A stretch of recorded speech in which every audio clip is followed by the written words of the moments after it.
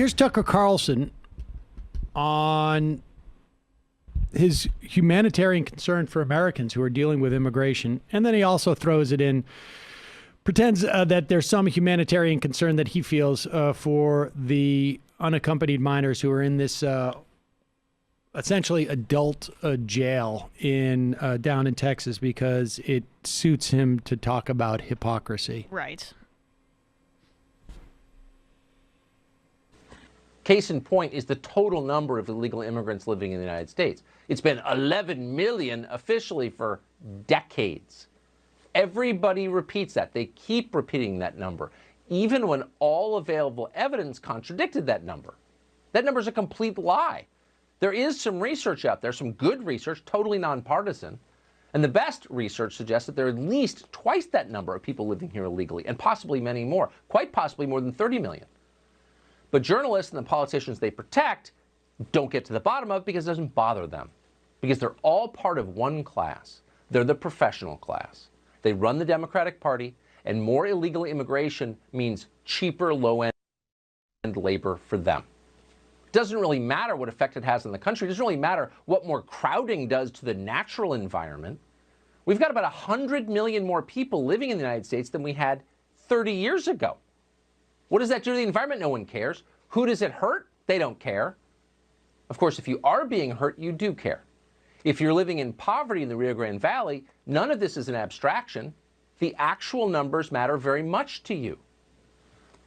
Fox's Casey Stegall recently did what most journalists are refusing to do. He went down to the border to try to understand, on foot, with a camera, the scope of the illegal immigration surge that has intensified since Joe Biden became president. The wave of migrants currently flooding America, You fast forward, which translates into a shortage of detention beds and space, even as additional temporary overflow facilities are brought online. This is obviously a humanitarian crisis, mostly for Americans, but not just for Americans, for the migrants themselves. Oh! Whatever happened to those kids in cages? All those unaccompanied minors? Maybe some of them don't have their parents with them. Nobody cares anymore. It's hypocrisy, yes, but it's so in your face, you have to conclude the hypocrisy itself is the point. They humiliate you and wear you down by ignoring their own previous statements and blowing right past you with their new agenda. As Congressman Cuellar pointed out, all of this is intentional, from the way they're hiding the data to the complete 180 on the child overflow facilities. The people living in Starr and Zapata counties voted the way they did for a reason. Is it surprising to you that they're being punished for it now? Okay. That's what he's concluded, is that the hypocrisy is the only story. He throws a little bit of lip service, right? It's the same argument that the people who want to uphold slavery implemented, right? That actually slavery was benevolent towards black people. It's the same thing that he's using there. Yeah, our crackdown on immigration is actually very beneficial for the migrants because we're preventing them from being in an overcrowded space. I mean, we don't want to be overrun by these migrants as much as they don't want to overrun us because, you know, obviously that would be mixing. But again, he's concluded that the hypocrisy is the main story here. There's no political underpinning to what he's talking about. There's no critique but there's no policy critique that he's trying to bring it back to. It's about the hypocrisy of the Democrats. Oh, I don't know about that. He is walking right up to the line, if not crossing it, with this eco-fascism. This notion that we don't have. I mean, when he starts talking about like we don't have the room for these people in this country because we have resources and it's hurting our environment, he is now like that El Paso shooter. And I mean, that was what Naomi Klein talked about this with. Exactly. I mean, this he's walking right up to the line of the eco-fascism.